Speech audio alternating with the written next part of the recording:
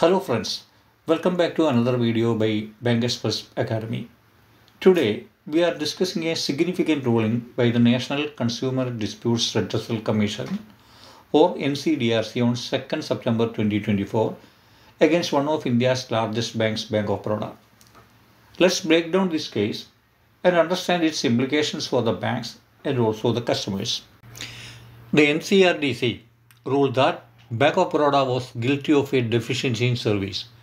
The reason is that the bank failed to properly inform a joint account holder before releasing the maturity amount of fixed deposit receipts or FDRs.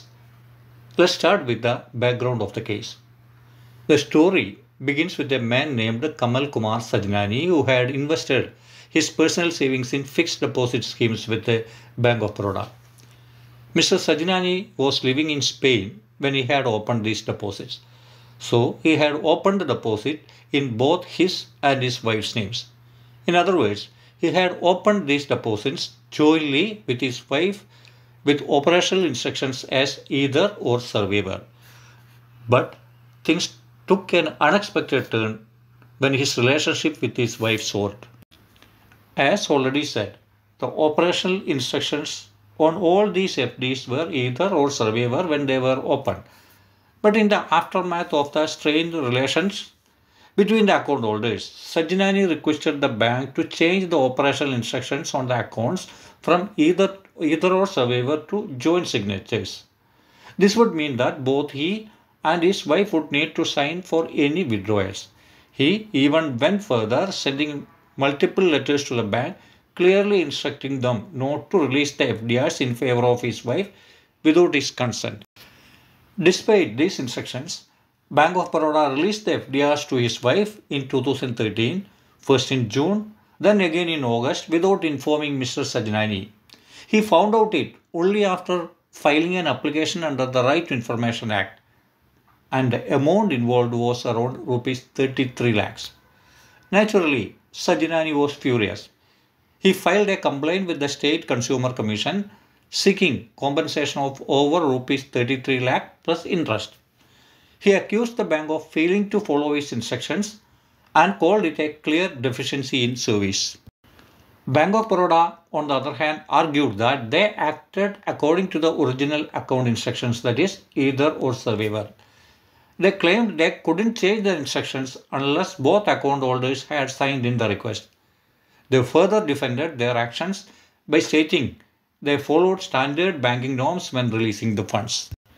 The State Commission, in its ruling in 2016, partly agreed with Sajnani, concluding that the bank was indeed deficient in service.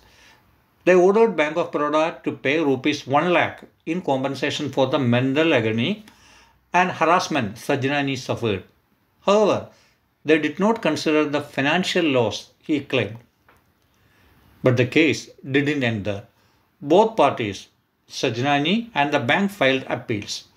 Sajnani wanted higher compensation, arguing that the bank had ignored multiple warnings and letters.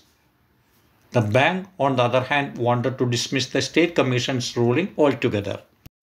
And that's where the Ncdrc, that is, the National Consumer Disputes Redressal Commission, stepped in. The Ncdrc made it clear, once a joint account holder informs the bank that they do not want the funds to be released without mutual consent, the bank must honor the request. They emphasize that it is the bank's duty to notify both account holders before releasing the funds, even if the original operating instructions were either or survivor. In this case, the bank's failure to inform Mr. Sajnani was seen as a breach of duty and clear deficiency in service. The Ncdrc rejected the bank's defense that they were just following protocol. Once they had acknowledged Sajnani's request to change the instructions, they should have ensured both signatures were obtained before releasing the FDRs. So, what does this mean for a depositor? Well, it reinforces the fact that banks and financial institutions have a duty to act on your instructions, especially in joint accounts. If they fail to do so, you have the right to seek redressal. And for the banks, just because both account holders had not signed the request for change of operational instructions, You cannot release the funds to one of them in either or survivor deposits.